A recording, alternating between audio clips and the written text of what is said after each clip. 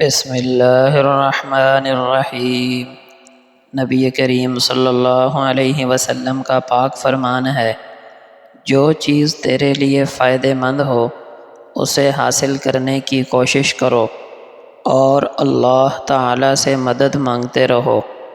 کمزوری نہ دکھاؤ، ہمت نہ ہارو، اور اگر کوئی مصیبت یا نقصان پیش آ جائے تو یوں نہ کہا کرو کہ اگر میں ایسا کرتا تو یہ نہ ہوتا، بلکہ یوں کہا کرو اللہ نے یہی فیصلہ فرمایا تھا، جو اس کو منظور تھا وہی ہوا۔ یہ روایت صحیح مسلم میں موجود ہے۔ پیارے دوستو، یہ حدیث ہمیں 3 اہم باتیں سکھاتی ہے۔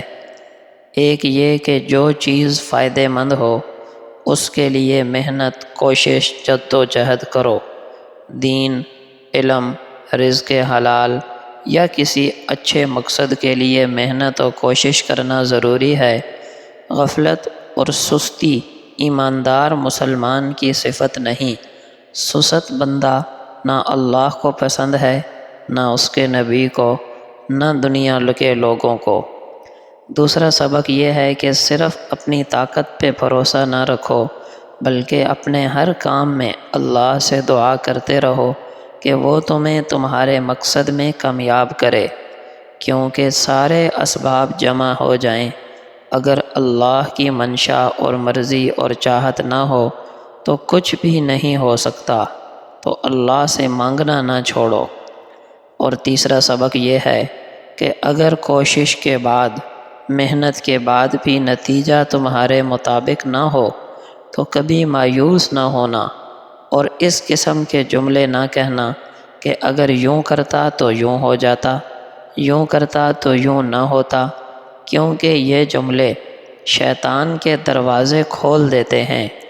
اس وقت صرف یوں کہا کرو کہ جو اللہ نے چاہا وہی ہوا، میرا کام تھا جائز اسباب اختیار کر کے محنت کرنا، اللہ جل شانہ نے جو چاہا وہی ہوا۔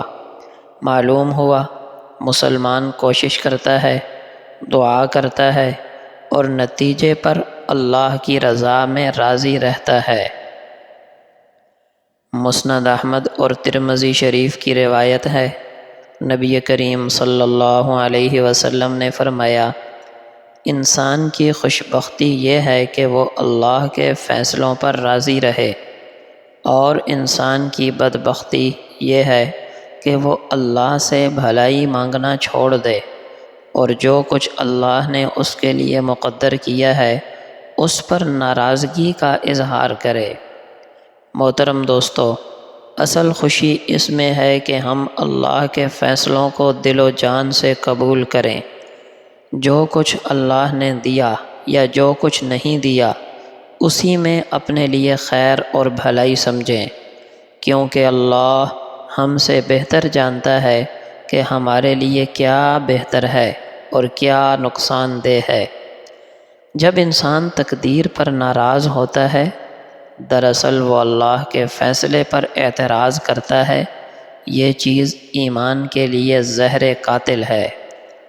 اصل محرومی یہ ہے کہ انسان اللہ سے دعائیں مانگنا چھوڑ دے، اللہ سے خیر مانگنا چھوڑ دے، کیونکہ مانگنا محتاج ہونے کی علامت ہے، اور نہ مانگنا بے پرواہ ہونے کی علامت ہے کہ مجھے اللہ جل شانہ سے مانگنے کی ضرورت نہیں، میں بے پرواہ ہوں۔